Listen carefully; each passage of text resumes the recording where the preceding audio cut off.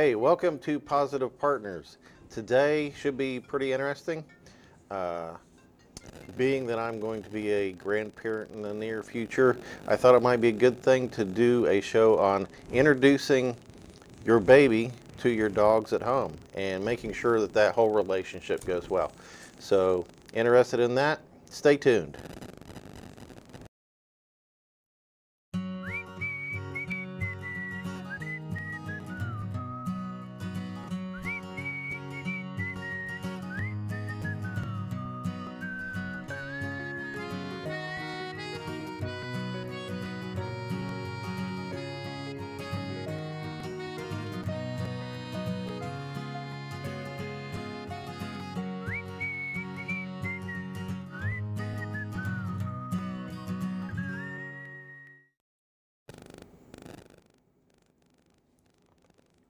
Hey, thanks for sticking with us, and we're going to talk about introducing and getting the relationship between your new baby and your pets at home.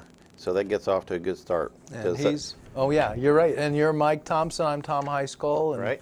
Mike's director of media here at Rio Grande, and I'm a canine educator and previous psychologist. Mm-hmm. And so, yeah, we're talking about dogs and the babies. We're going to be covering a bunch of areas, and we've got only this half an hour, so there's a whole lot to cover. We'll start off with manners. The more manners your dog has, the more polite your dog is just by nature, the more easygoing your dog is. That makes things easier all around. We're going to talk about management. So when your dog is at a door, or you need to have your dog in a location while you're busy doing other things, that's management. And what kind of tools and techniques do we use for that? We'll talk some about medical, the health of your dog and how that can affect the health of your baby. Then we're going to talk about emotion, your dog's emotions, your emotions. Everybody with a new baby is tired. They're out of routine. Oh yeah. And all that. And so your dog's going through new experiences, you're going through new experiences, and if you're the unusual person, you're planning this well ahead of time. Yeah. And if you're like the rest of us, you're picking up from where you are at the moment. You came home and was like, now what do we do? Now what do we do? Ooh, wow. So, the best thing is to prepare. Yeah. And the only thing you really, you can try to prepare, but the only thing you can't prepare for is the smells necessarily. That's a good point on smells. Yeah. You know, you can carry around a baby and make it cry or make those sounds and do different things like that, or bring treats to it. But, you know, the dirty diapers and the other smells that a baby brings along, yeah, we can't quite do that. Hard to duplicate. Yeah. Right. So let's pick up with manners. And I'll try to go through this. You know, one thing you want to have is your dog waiting for you at the door. When you've got a new baby in your arms and you've got groceries and all this other stuff you're carrying around. I need a 90-pound dog jumping on me at that point. Yeah, you do. Baby. You want your dog to keep its feet down on the floor when it says hello to you. When you're going out the door, you want your dog to be in a habit of waiting there at the door until you get through, and then the dog comes through when you call it. So all that begins as soon as you get the leash. You know, if you are getting the leash and the dog is getting all excited, put the leash back. Practice this now, so when you get the leash out, the dog is in the habit of staying calm in order to get the leash put on it. Right. One of the things about training is when you train the dog and it minds, is it takes out some of the part where the dog can make it up on their own. Yeah. They're now relying on you and doing what you're saying, and you're not reacting to how the dog is just acting. That's a really good point. So and then, you fill up all those spaces with trained.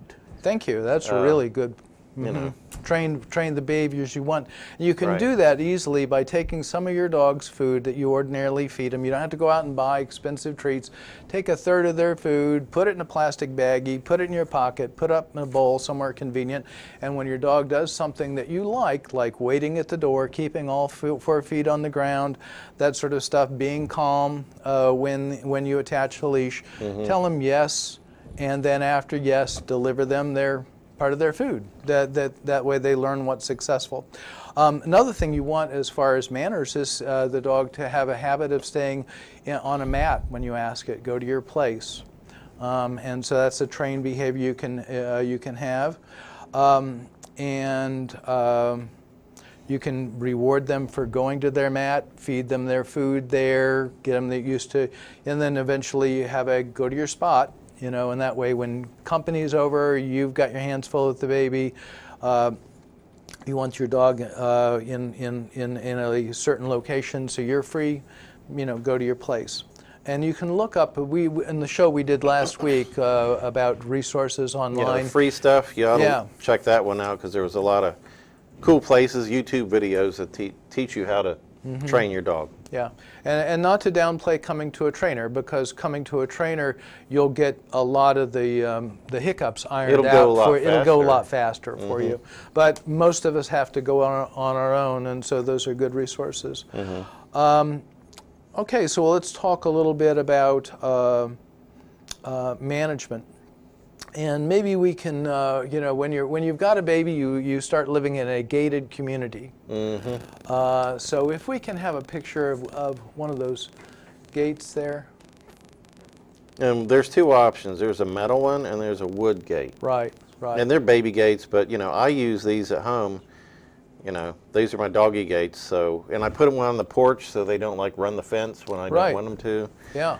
So I have one outside. I've got another inside if I wanted to like keep them from going downstairs or whatever. Right. And this keeps the dogs and the baby separated when they need to be.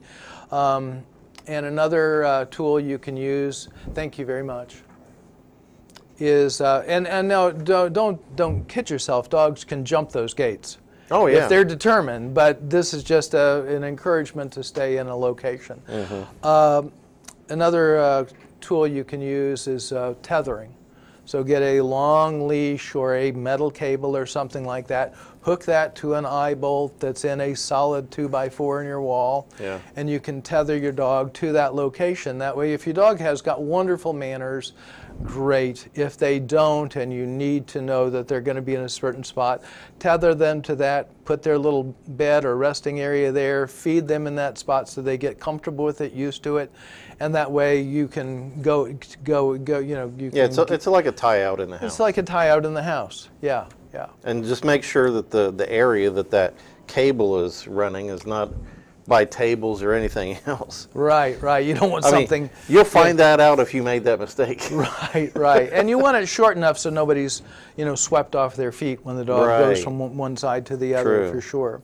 And speaking of management, here's our husky, and this is if for walking your dog, if your dog doesn't naturally walk with you in a very easy way, if he pulls a lot, right? If they pull a lot, the back harness, the being hooked to their collar, you know, as we know, dogs will pull on that. But if you buy a harness that has a front attachment there, and when your dog comes forward and moves ahead of you, that collar will rotate them around.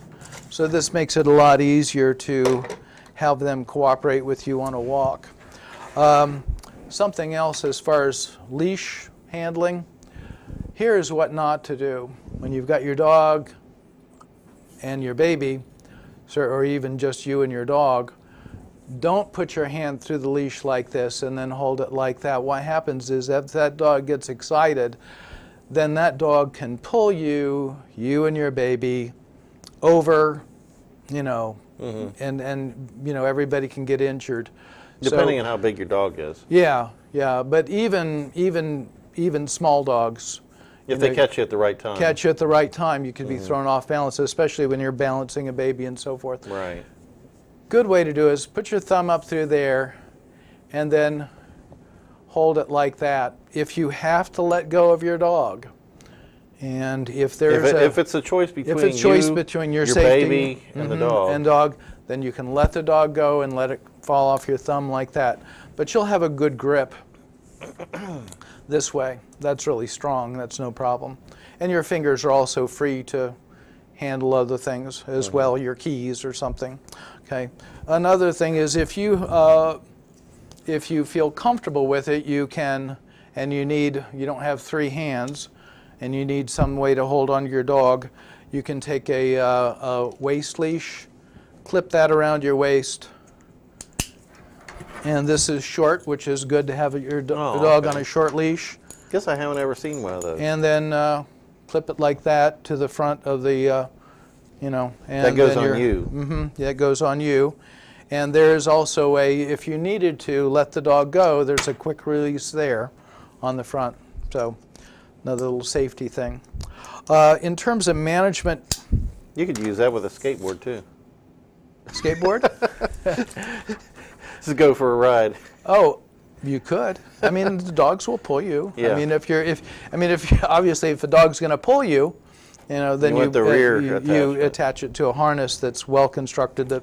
As long as you think the dog's going to go in the same place where you want it to go. Yeah, that would be nice. Not chasing squirrels. You want a safe place in the house for your dog to retreat to. With a lot of activity, let's say it's overstimulating for your dog's tired, you want them to have a safe place where nobody bothers them. Get away from the crying. Get away from the crying, yeah. Let's see here. We can talk a little bit about medical. You want your dog to have, have regular medical veterinary care. You want them to be on a regular dewormer, flea and tick preventative. Because you don't want to have your child or anybody else in the house get worms from the dog. Right, right. So we want the dog clean. Yeah. And for that reason, probably going to a dog park is, one of the places where dogs pick up a lot of worms. Yeah, it's a very contagious place. Yeah, yeah. So I love the idea of dog parks, but the actual practice I'm not that thrilled about. 100% sold on? Yeah, not 100% sold on. So, and then everybody has their own view about, do you let the dog, kiss the baby, this, that, or the other, talk with your pediatrician. Having a dog around does help children not have so many allergies. So there's a good point on that. And you know your dog, whether, it's excitable or, strange things upset it or something. Right. Use some sense, you're sticking the baby in the dog's face, Yeah, we could talk about the, how well, it depends on the temperament of the child and the dog's emotions and that kind of thing. How about when you bring it home, that first discovery? Right. The dog comes up and you're holding it, I guess just be on your guard and let it sniff and let it explore. Both of them can explore each other a little bit. Well, you brought up bring the scents and so forth, and management and manners. You're going to be having all kinds of extra equipment. So if as you're buying all that sort of stuff, get the dog used to you pushing and you used to pushing around a stroller or a whatever you're transporting the baby in. I've had some dogs that were afraid of things with wheels. Yeah. Because they make a lot of rattly sounds and squeaks and stuff, and there's one of my dogs that's like, I don't want nothing to do with that. Right. So you can get them used to it, and how you get a dog used to, like the rest of us, emotional creatures, how you get anything that's emotionally used to something is you present that to them at such a level that they're not panicked about it. So if if they don't like things that roll, then present that to them and it's not rolling. Have them in the house, have them touch it with their nose and then reward them for touching it, or just to have them look at it, and then when they look at it and look back at you, reward them, then move it very slightly. and reward them for that. And gradually they'll figure out, hey, you know, that's not going to cause a problem to them. The newness and the brightening aspects of it will wear down. And also then you'll, you know, as you practice doing things with all this extra equipment you're going to have, or let's say you're in the kitchen and previously you let your dog in the kitchen, but now the baby's with you, so you get the dog used to staying outside, you know, the kitchen door, put a gate up there. Yeah. And so kind of do dry run some of these routines with your dog and let your dog know, you know, how they're supposed to be, how you want them to be acting, reward them, catch them being good, you know. See the behavior you want, mark it by saying yes, have yes be followed by delivery of some sort of something they want, attention from you, a treat, a goodie, their food, etc. And you don't want to like bring home the new baby and then just be giving the baby all the attention that the pup used to get and not give him his due attention. Yeah, yeah. Because then you could build up some resentment. Right, and some dogs are you know, more concerned about sharing attention than other dogs are. And on that point, as you're approaching when you're going to be bringing the baby home, actually start giving your dog less attention. So that way when the baby comes home, there won't be an abrupt change between, hey, yeah, life they don't was... link the two. They don't link the two. Yeah, yeah. So that may be hard to do, but actually start diminishing the attention that you give your dog and start giving your dog attention when you have these baby things with you. And you want to give them attention for the behaviors that you want them to show you when you're working with this baby equipment. So that may be they're lying down on a mat, that may be they're sitting there, or they're doing anything but bothering you and making what you're trying to get accomplished difficult. So yeah. I was just thinking it might be a good thing to have two different play. You know, summer's coming or spring, and you might want to have two different play areas for your child and the dog, because sure, you know, a little kid who's just crawling or just walking may find these interesting little chocolate bars left in the yard. Yeah, that's true. Yeah, yeah. And You it know would what I help mean.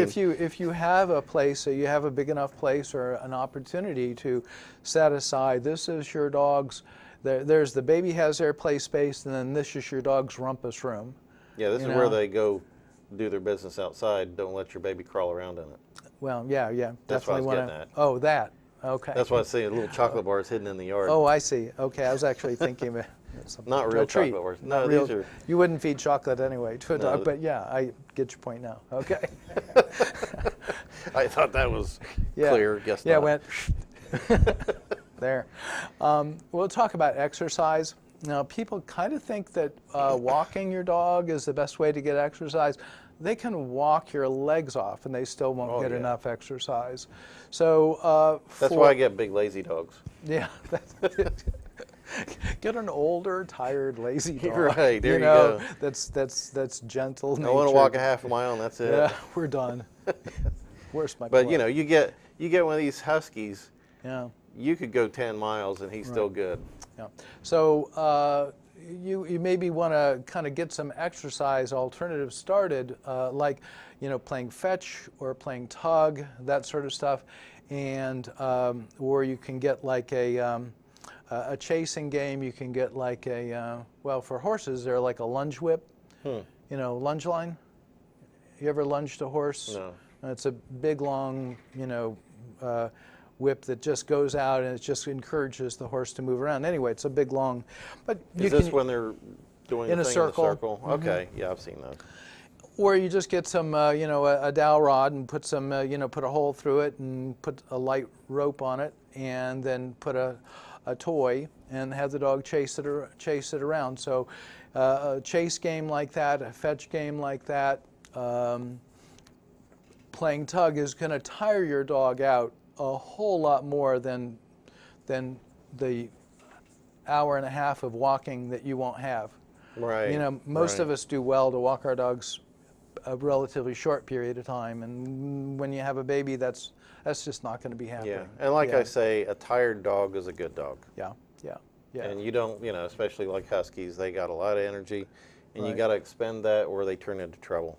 Right, right. Yeah, I mean, just like any of us that are restless and bored, Find something to do. Find something to do. Usually isn't Right. good. Right, right, right. So you want to give them something to do that to get their energy directed. Okay, so we talked about smells and sounds.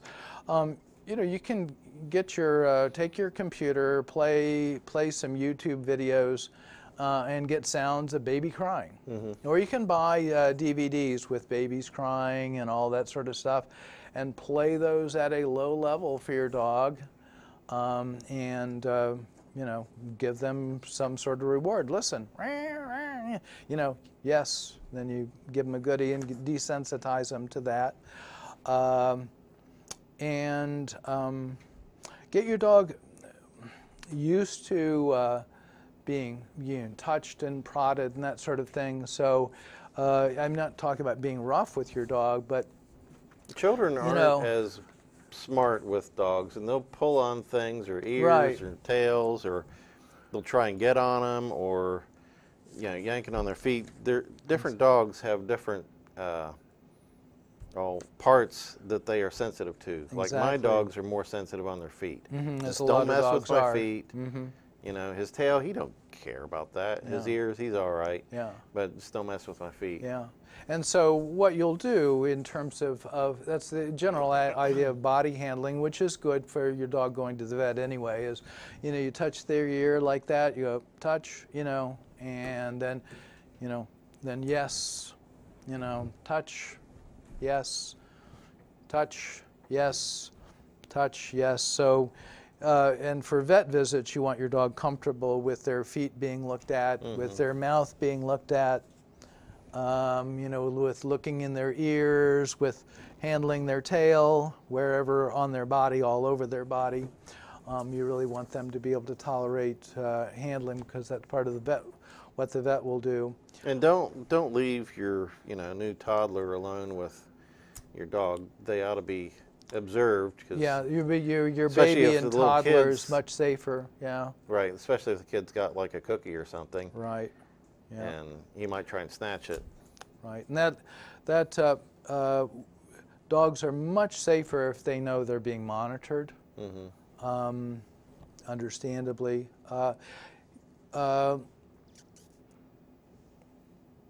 Okay, we want to talk a little bit about the particular dog, and do they guard their food? Do they have particular chew toys that they guard? Do they guard people? Are they, for lack of a better word, are they jealous? If I'm talking with you, or if the dog's there with you, and I come over and say, "Hey, Mike," and the dog goes, "You know what? Why don't you get away? Mike's mine." Right. You want to know those things ahead of time. And if your dog is guarding people, if it's showing guarding of food, guarding of particular items, if it's something you can identify and control, then if it has a particular chew toy that it just doesn't want anybody around, well, then only give that dog that chew toy when it's in an isolated area. Yeah, that's what I do. Protected additionally by a gate, not just by a door. Right, that's what I do now. I've got one greedy dog that'll fight over about anything. And if I give them chew toys or, treats that take longer than like 2 seconds to eat, then okay, you're going in this bedroom, you're going in the living room, and you're going outside. Right. Until they're all done, and everybody can get back together again. Right, right. And if you do have a dog that responds, with irritation when someone's getting attention, well, the baby's going to be getting attention, the baby's going to be coming up, and so forth, and or to their food. Well, then obviously you'll feed them, away from where the baby's going to be, and so forth. But remember, management, even when it's done well, will eventually fail. Something will go wrong. We're not we're not all that consistent as creatures ourselves. Somebody will forget to lock a gate. Somebody will let something be out in an area. If your dog has prominent problems with guarding food, with body handling sensitivity, with guarding items, with showing irritation when people are being approached, then consult someone who is very skilled in working with that. My recommendation, since you're talking about having a baby there, is go to the Veterinary Animal Behavior Clinic at Ohio State University and get their assessment and get their behavioral plan, which then they can recommend a trainer in your area to help you implement that. But to really focus on the safety of everybody concerned. You know, some dogs are nurturing. They understand. They get emotionally that a baby is a creature that needs to be given a lot of understanding and so forth, and so they'll naturally tolerate a lot of behavior from a baby that they wouldn't without complaint. Other dogs don't have that feeling about babies and other weaker creatures, and you know, maybe they just look at them as you know, another creature that's in the way. What you do want your dog to look to you for guidance. Rather than having to figure it out for themselves. So you want to use management, you want to use rewarding the behaviors that you want to see. If there is a problem, get a consultation from a highly trained specialist, and then implement the rest of the plan with a trainer they recommend. Now, one problem I had with a dog when I lived overseas and I brought my kids home, and was living with my mom for a while, was my dog at the time, not really that much into toddlers and little running kids. When we were outside, it would go into chase or hunt mode. Right, you can get the prey drive. Right. And so you want to teach them, you know, when a child or somebody's running, then what you want to do is reward, hey, look, and then stay put. And you probably want to teach that with a tether. You know, so the dog doesn't have the opportunity to do that. Yeah, we knew that because it was tied out, and one of the kids like ran past it, and it just like lunged. Yeah, right. And so, you know, you prey drive. This is from the ASPCA, the American Society for the Prevention of Cruelty to Animals. It is dog care, dogs and babies. Just Google dogs and babies, American Society for the Prevention of Cruelty to Animals, and look at their very well prepared there's a lot of pages there. Okay, well, time has flown. Yeah, one other thing I wanted to say is, you know, if you can nurture this relationship, a child growing up with a dog is one of the most rewarding relationships your child might have. You're right. And have fun with that, and good luck. Thanks for watching. Thank you.